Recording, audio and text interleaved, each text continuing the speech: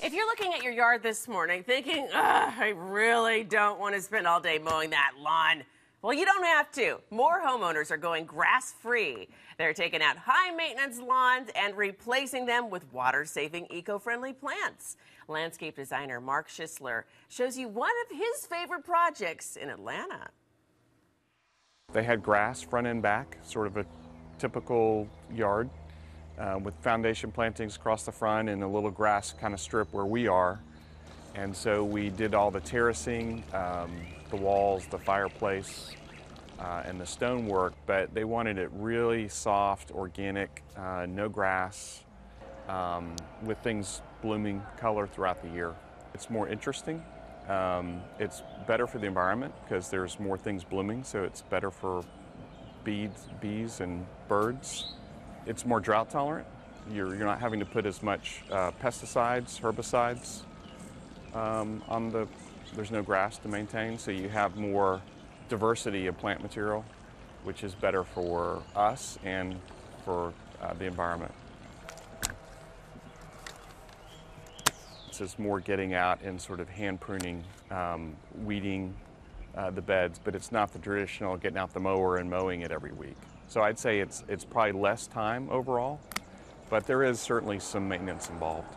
Grasses are great because they're bulletproof and they're very easy to take care of. Just trim them back once a year. They're very drought tolerant. We certainly have seen about a 50% reduction in water, moving from a traditional yard grass to more of this planting. And certainly the first year a planting like this will need more water just to get established, but after that, you can almost, except for the hottest summer months, you can almost stop watering. So you can't say that about grass. Earlier, we told you about grass-free yards. With drought season closing in, it may be a good option for you because grass-free yards use a lot less water than a traditional lawn. Now, landscape designer Mark Schisler has some ideas for you on how to get started on this and what you need to keep in mind for that project. I would suggest getting a plan done by an expert that can sort of guide them in the process and give them ideas. And then think about how they want to use the yard. If it's not grass-free, what do they want to have? Would they like to have a patio? Would they like to have more plants blooming throughout the year? Or we used some sedum varieties in between the big flagstone stepping stones. This is actually blue star creeper, but we also have sedums, and they will bloom throughout the year. And at times it'll just be covered with blooms between the stones. It's really pretty, and that's a nice soft option for doing just a mortared flagstone patio, is this softer look between the stones.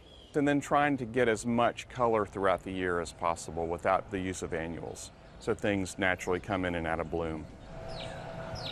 It really helps to be sensitive to your light and your shade. So in this case, this is more sun-loving. So we did the limelight hydrangeas, the acorus, the weeping cherry, and then as we transition to the water-loving plants where the fountain is, which is the iris, the swamp hibiscus, and then we've got more of the shade-loving plants, which is the redbud, the hydrangeas, and the azaleas. If you plant a plant where it's going to be happier, it's going to be a lot easier to take care of. That makes complete sense. And if your homeowners association has strict rules about your landscaping, Schisler recommends trying less grass and more flower beds or flowering trees. So if you want to get a look at more pictures from that gorgeous garden and some tips on creating your own grass-free yard, lower maintenance, guys, they're on our website, hlntv.com.